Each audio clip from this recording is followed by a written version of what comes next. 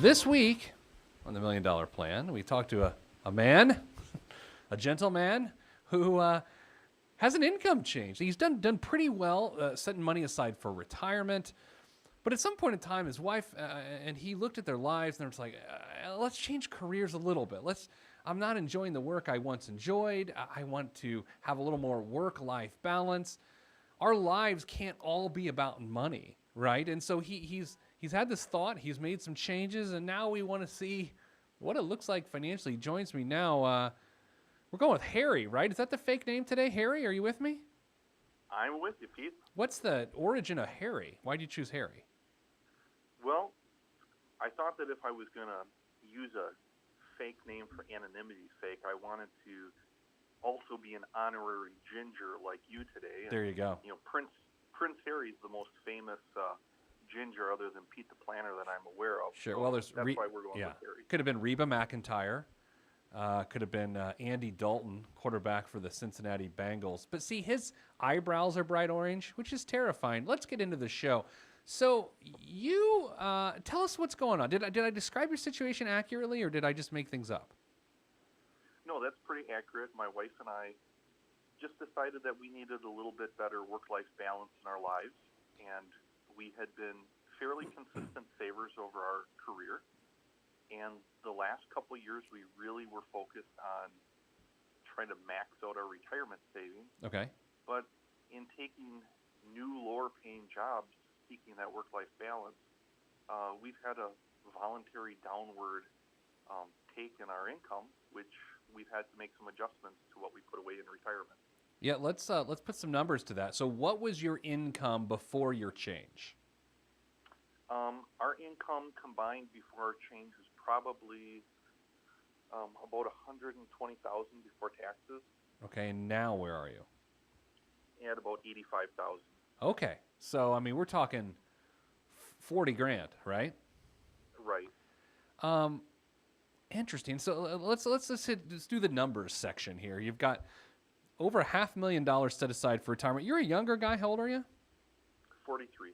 So you're young. 43.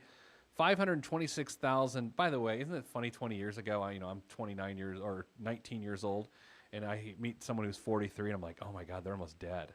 But now I'm almost 40, and I'm like, oh, this guy, he's a spring chicken. $526,000. You're still putting away right now $1,300 a month. Is that right? Yes. Is there a retirement goal in terms of an age that we need to be concerned with? Well, we both work for the government, and we're in the state pension system. Oh. And we can retire with our pensions as early as 57 without any type of age penalty. Okay. So that's really what our goal would be. But of course, we'd have to look at financing health insurance before we hit Medicare age and things like that. So you work for state government. Where you live in Wisconsin? Is that right? That's right. Mm-hmm. I know. I was in Baraboo last week. You know what the Baraboo and Wisconsin Dells? Absolutely, they're famous for the Ringling Brothers Circus. Oh, I didn't know that. I went to a burger joint and got some cheese curds, and then the actress Tara Reid was going to do an appearance at the Ho Chunk Casino the day after I was there. So it's a pretty happening place, to say the least. Well, and you can never turn down Wisconsin cheese curds. Oh my gosh, so good. And why are they so good? They're delicious. The only thing that makes them better is when you deep fry them. Well, that's what yeah, we're right. I mean, that's the assumption. That's how I had them. I had deep fried cheese curds at the Baraboo Burger Company on Main Street. Boy, I don't know. This has just gotten weird. All right, so what has changed? Your net out $4,000 or gross $4,000 a month difference in income. What has gone away? Like what is not happening now that money is gone? Well, last year we basically had maxed out our deferred compensation programs. Okay. So we each were putting about $18,000 a year into that, and we had about a $33,000 swing in the past year with my job change. And really, the deferred comp was the easiest place to make that adjustment in. There's another factor here that I just saw.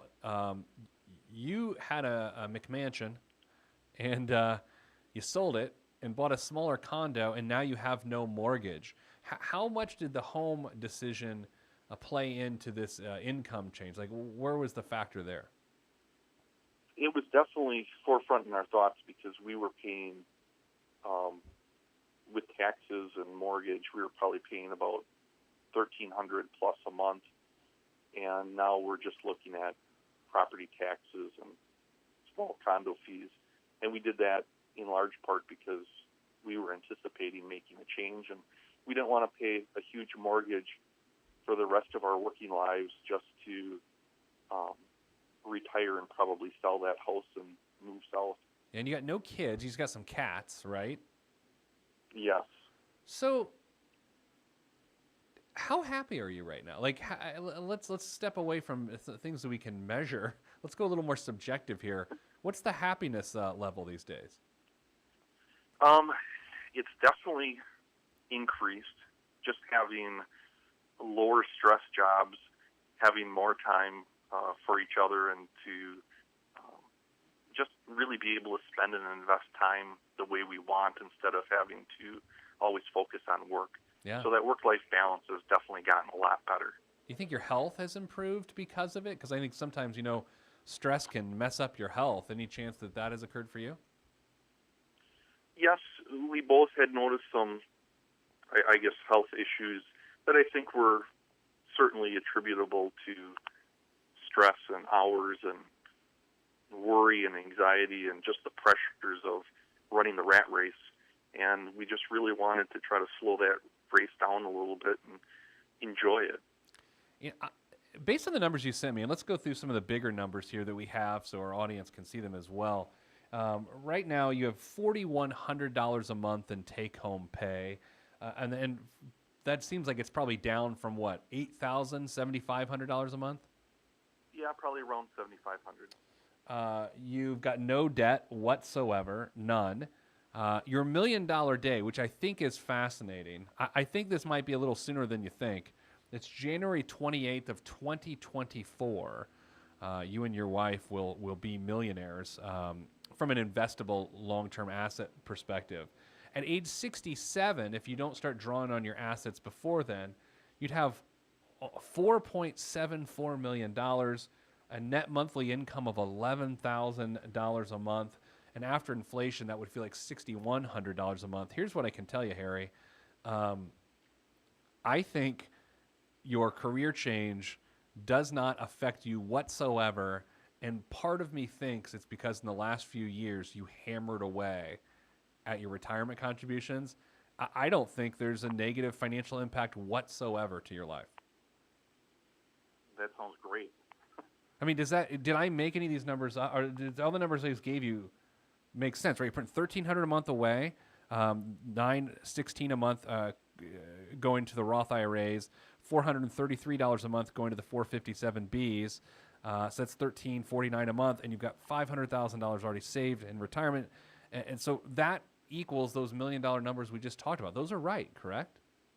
Absolutely, and it's just that for the longest time we've been focused on needing to save for retirement, needing to always increase that amount, and then once we feel like we've hit that pinnacle of really putting money away, we may choose to make this change, and now we're putting less in. So that's really where some of that anxiety comes from. Is, Yeah. Always being told to put more away, and when is enough? I love your situation. When are we safe? Yeah, I think more people should do it like you did it. You get sort of in the middle of your career, and you're like, why do we are strapped to this home. You needed those stressful jobs to pay for the home that maybe you didn't even care that much about. Now you're in your condo, you're happy, you're making less, and you're still going to be a multimillionaire when you retire with 2 pensions. Like, this is, unless I can find a flaw in the next several minutes, this is a 10 out of 10. Like, you're doing it exactly how everyone should do it. I love this. What did you do before you switched careers? What were you doing? I was in law enforcement. I was part of command staff for a local law enforcement agency. Do you have a mustache? And no, Oh, well, that doesn't. I, That's probably why you left the I'm force, about right? I'm about as baby face as you can get. Oh, really? So you had to like swole your shoulders up for people to like, not think a teenager was yelling at them, right? Exactly. I did I ever tell a story on the show that Nicole, stop me if I have, or maybe Harry, you've heard the story. I was down to like the financial world or me being a cop. Have I ever told this on the show? What? Yes, I wanted to be a cop so bad. Oh my gosh. I know. Like part of it, I wanted to wear chaps. Like I think that was an important thing to disclose. Number two, I just have always been fascinated with law enforcement. So I don't know, but I guess now that you're out of it, right, Harry? It's like the rear view mirror. You're sort of seeing what your life was then, and it seems a lot less stressful now. Absolutely. And, I had the opportunity to work with a lot of great people, and there's so many good people in the career I'm in now as well. But really, for us, it's been a way to still be community-minded, invested in the public good, but just in a way that we can take care of ourselves a little bit as well. So, I'm curious, the state pensions through Wisconsin, I don't know much about the Wisconsin state retirement system. Is it healthy in comparison to other states? I guess I could sort of Google that right now. How is it? It really should have its own episode on your show. It's truly one of the things Wisconsin should be exporting. Oh. The Wisconsin retirement system is one of the top 5 pension funds, I think, in the world. Oh, yeah, here we go. It's got a really unique shared risk-reward style to it, in that a retiree's benefits can fluctuate based on market conditions after they retire. And there's a few safety nets in there for the retirees, depending on what type of fund you invest in, fixed or variable. But it's 99% fully funded. Do you think what's the healthcare situation for retirees in Wisconsin? Well, we've got great health services, but I think, like everyone, you're pretty much on your own for your retirement expenses as a retiree. Okay. By the way, I'm looking. You are near Lake Winnebago. Is that correct? Yes. The town that you're in. And just so everyone should know, the Ho-Chunk tribe, I believe, was part of the Winnebago Native American tribe. Now I'm just making things up. But Nicole, didn't we learn that last week on the show? We did. We Googled it and we did it on air. What kind of fish do you got there in Lake Winnebago, Harry? Well, sturgeon are the popular thing to spear in Lake Winnebago. Okay. You ever speared a sturgeon? No, but it's quite the winter activity. Oh, my gosh. So I got to say, your situation, like you got no kids, which financially, good call. You made that job change, which de-stressed you. You can focus maybe just on your life. You don't have to worry about money so much. I would go as far as to say, as you get pay increases over the next 15 or 20 years, I don't even think you have to save the raise, as I like to say. I think you can enjoy your lifestyle, because at retirement, you're going to have $6,000 a month in today's dollars, post-tax, available just from your investments, not to mention your 2 pensions, not to mention Social Security. Like, dude, you're going to have $12,000-$14,000 a month in today's dollars in retirement, if my math works. Well, and then hopefully with a lifestyle change, and we can focus on longevity and good health and the opportunity to enjoy that retirement then. Yeah, I mean, is your wife happier too? Yes. Well, and she's definitely happier, not only with her career change, but with mine as well. Less stress for her, less worry. You know, you and I are both gingers today. Your wife, it turns out, I'm reading here, was a high school English teacher, still is a high school English teacher, right? She stopped teaching. That was part of her focus on less stress. So Mrs. Planner, my wife, was a high school English teacher for over a decade. The number of papers she had to grade were ridiculous. It's got to be the highest stress job I've ever seen. Well, and every time we'd go on a trip, my wife would always take papers and homework with her, and it was just something that was always there. I don't think people appreciate the amount of work that goes into being a teacher, especially when you're focused on being the best teacher you can be. So here's what I'm curious, because there's people listening right now that think, okay, this guy changed his work-life balance. He just took $40,000 less a year as household income. What conversation began this idea, and what conversation solidified that you were going to do this? So help us understand that process. Well, I think the conversation that really initiated it was when we first got married. We were both working different shifts, and my wife likes to say that the first few years of our marriage it was like having a polite roommate that you would occasionally see. And we went through that stage where we really focused on careers, and then the discussion of children came along, and she had some significant health issues that we had to fight through. Sure. And she did okay with that. But then really that experience, along with just a general sense of, what have we done in our lives? What are we doing? Where do we want to go? Just some of that personal reflection. Yeah.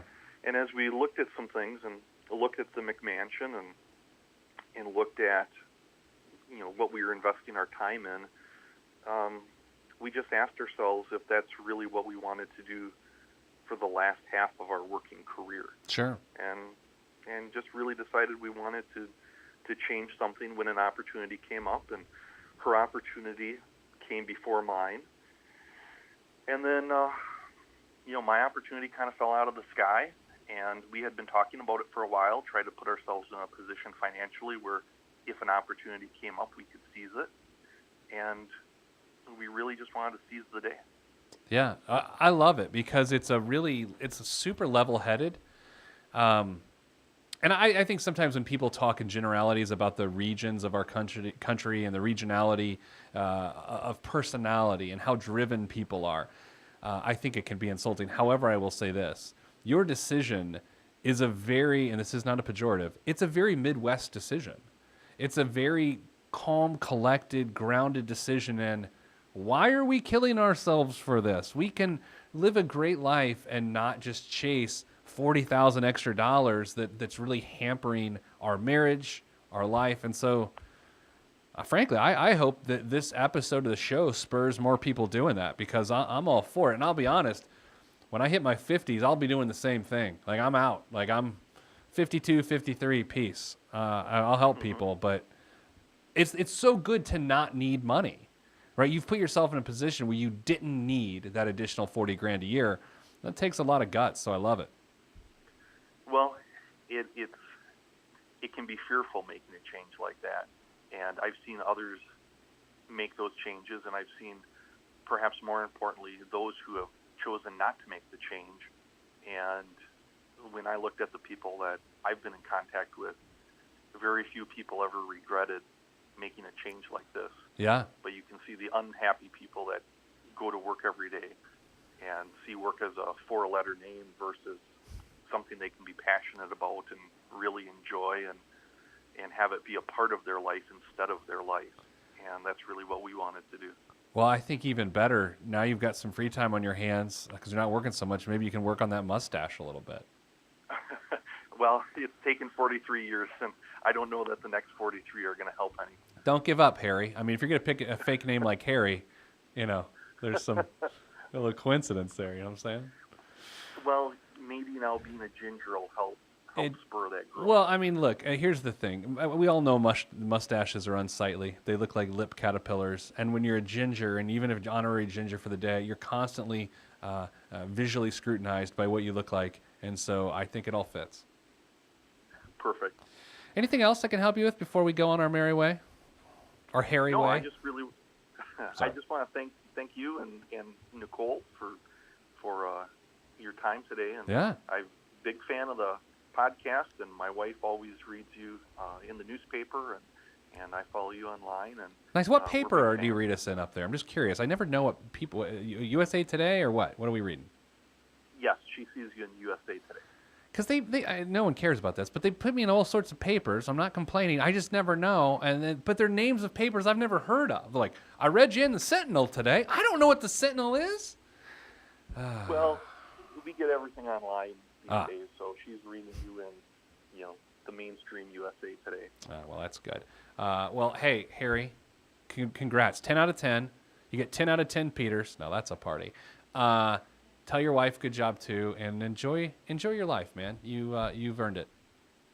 Thank you, and thank you again for your time. All right, that's it for this week's $1 Million Plan. Here's what you need to do. You need to do what Harry did. I got a good friend who's in the process of it. We're same age. He's just like, what are we doing to her? We have this big house. It is killing us financially. Made a big move to a condo. Quality of life went through the roof, and that's a good thing. Consider it. If you're listening to this show, I was having a conversation this morning with a friend in the media, and she was saying, I need to make more money. I need to make more money. I'm working 2 jobs. How do I make more money? I don't know if that's the solution. I don't know if making more money is the solution. We have consultants all the time that help us with our company and our brand. And, from time to time, they say things like, you need to show people how to get more money. And I'm like, you know what? That's not what I do. I don't want to dangle a carrot of, I'm going to show you how to make tens of thousands of dollars more a year. There's plenty of people that do that. Whether it works or not, I don't know. I'm not into the overpromise game. But I can tell you this, whatever money you do make, I can make it work for you. And better yet, in situations like Harry, if you do what he did, he can make even less work for you and still end up a millionaire. So there's me and my soapbox. If you're watching on PeteThePlanner.tv, you see my new jacket. I'm pretty excited about it.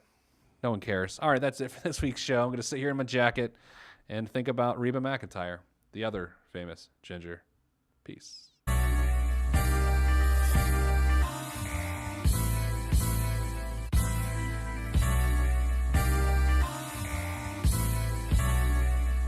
This is where I came from. Planet Lovetron, where we drop love bombs, funk missiles, and live in soul shelters. No helter skelter. The heat don't swelter because everybody stays cool. Left many moons ago to bring the philosophies of my ancestors to another place, God. Picked the third rock, gave me to my earth family, and told me to create, and so I am. Pen in my hand, microphone on the stand. Over vinyl, I command and demand. Magnificence in an instance, I can make you dance, cry, or love. Fly as a dove, released from Everest. The fresh is fresh, and you can call me E.T. Word to John Tesh. Let me bless this harmonic presentation. It's amazing, so amazing. I'm the reason. Salutations, I bring you Lovetron greetings from a faraway land. I am the sole controller. Put the remote down and let me take control. You're now a part of my zone, so enjoy yourself. Lovetron can restore your health. I bring you greetings, salutations. How you doing? And is that how y'all say it? The tinkling of the keys is an homage to the little star. I sojourn over poetic descriptions of sound and travel to my other world. Out of this world, spaceship on my arm took me home, fueled by the ink and the megabytes and the hypertext transfer protocol, stronger than the Skynet and the Terminator. I push faders into warp speed, glide with ease, creating a breeze they call a black hole. Event horizon, no rear view concerns. This I adjourn, and beats I burn. This I adjourn, and beats I burn. Salutations, I bring you Lovetron greetings from a faraway land. I am the sole controller. Put the remote down and let me take control. You're now a part of my zone, so enjoy yourself. Lovetron can restore your health. I bring you greetings, salutations. How you doing? And is that how y'all say it?